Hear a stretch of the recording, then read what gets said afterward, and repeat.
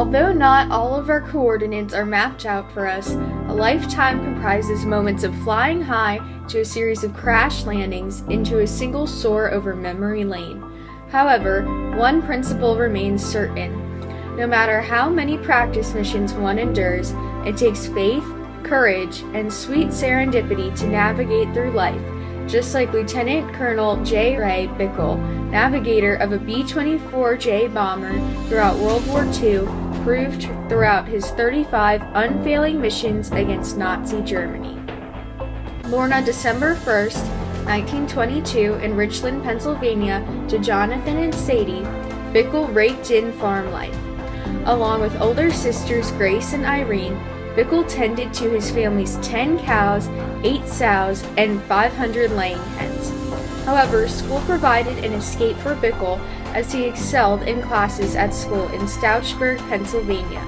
Bickel attended school through 6th grade until the Great Depression hit their home, and the family was forced to pack up the farm and move to Florida. As Bickel's father, Jonathan, took up carpentry in nearby Pinellas Park, Florida, Ray attended St. Petersburg Junior High School. Some years later, the family moved back to their homestead in Pennsylvania. After graduating from Bethel High School as valedictorian, Bickel attended Ursinus College to join the seminary. However, the bombing of Pearl Harbor sparked a current of enlisting soldiers to join the fighting in World War II. I had a good friend that Frank Arendo, that he was enlisted in the Cadet Corps, and I wanted to be a cadet too. Along with his friend Orendo, Bickel enlisted in the Army Air Corps as a pilot. After enlisting, Bickel traveled to basic training in Miami Beach, Florida. Performing basic maneuvers in addition to strength training on the sandy beaches, Bickel learned from instructors like Sergeant Maurer from New York. He was a very friendly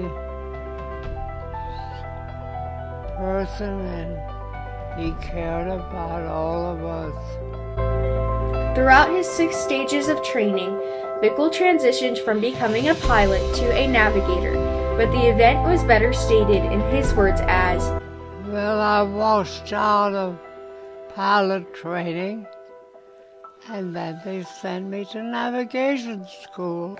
comprehending the techniques of pilotage, dead reckoning, radio, and celestial. Bickel would manage to direct his crew to success and safety each and every mission. However, the techniques proved too difficult for Bickel to explain as, Oh no, I can't explain how they work. Okay. It's too complicated to get in this little interview.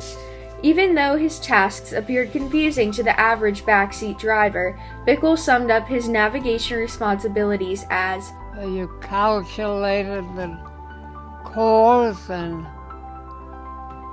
kept track of how much gas you used, but there was a point of no return, and that's part of the job.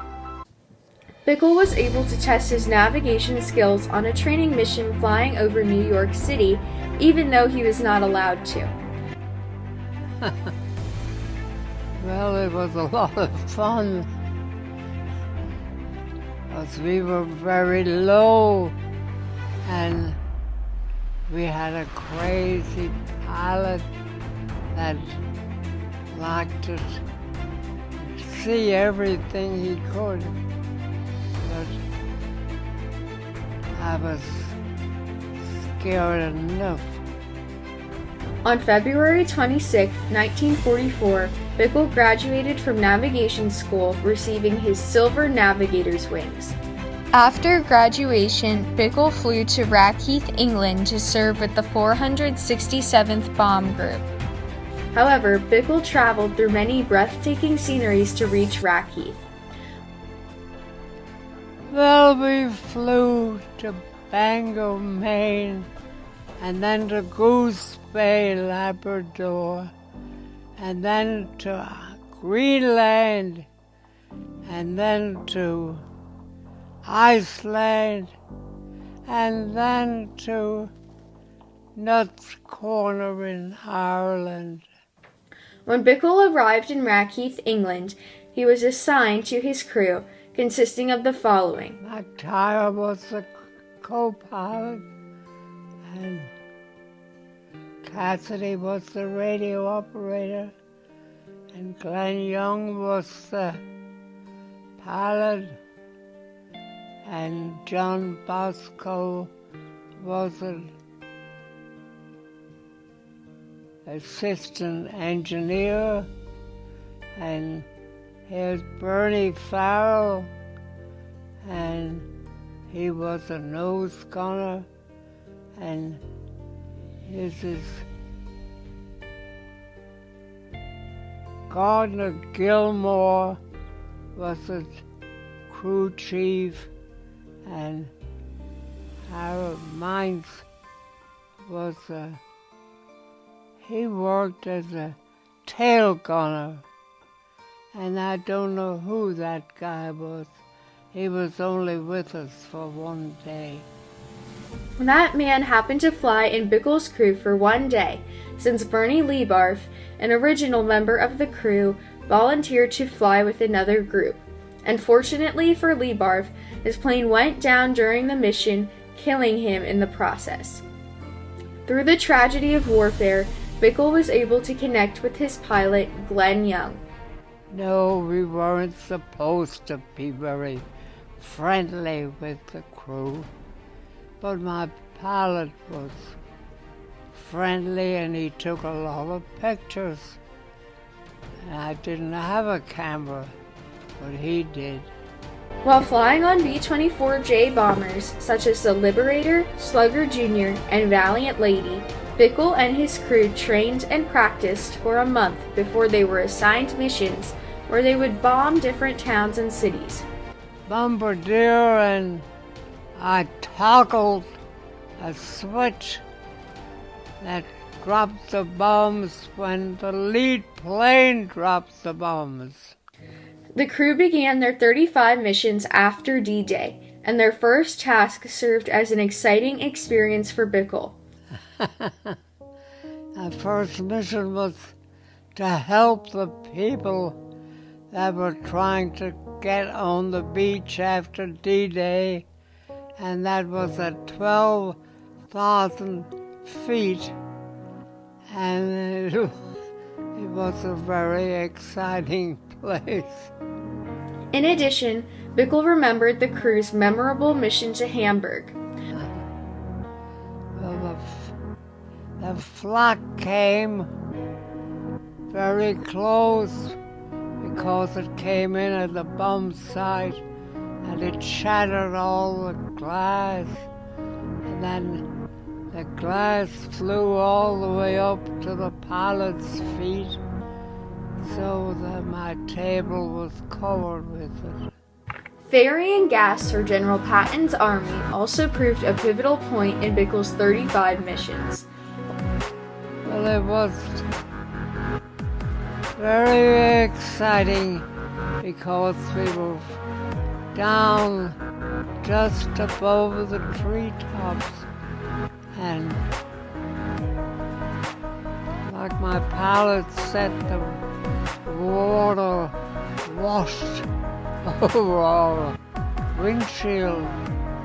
We were that low that we could have been shot down with a BB gun, I guess. With every mission, Bickel watched as the world around him developed into mass destruction, like when the crew soared through the Ruhr Valley after bombing it. Witnessing the destroyed houses made Bickel very appreciative of his safety, and he always remembered the 23rd Psalm as he flew through the Valley of the Shadow of Death, which would account for each mission in which he served in. Luckily, with faith on his side, Bickel was able to succeed in the crew's final mission. It was a milk run to Offenburg, and that means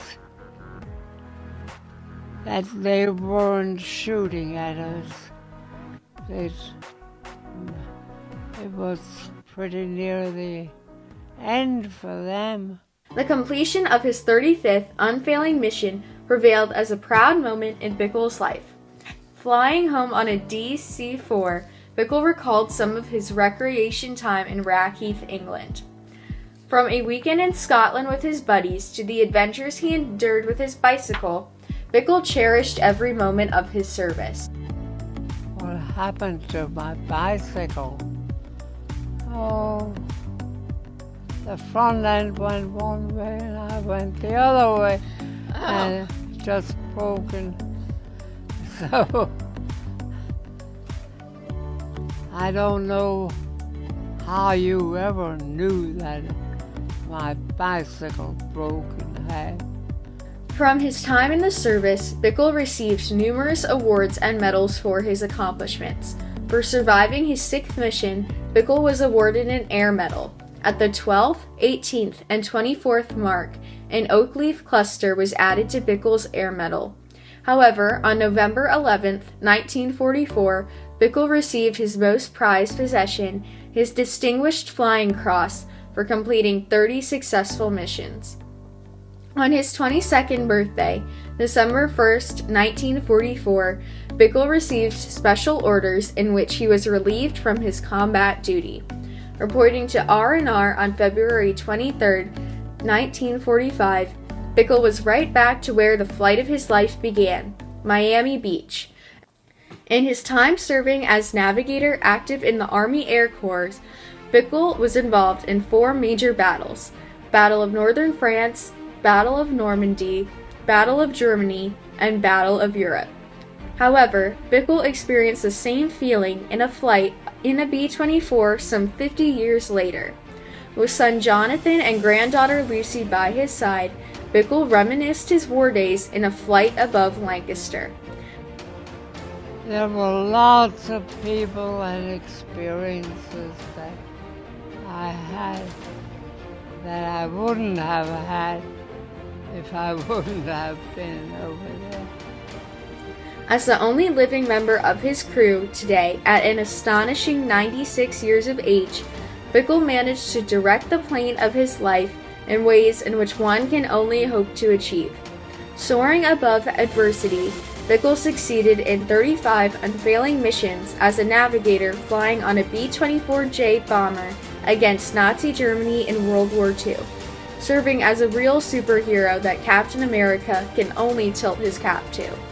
However, with faith on his wing and courage in his heart, Lieutenant Colonel Jonathan Ray Bickel flew into the great unknown of the future, returning with the few, fateful, serendipitous coordinates needed for dreamers and stargazers to navigate through life.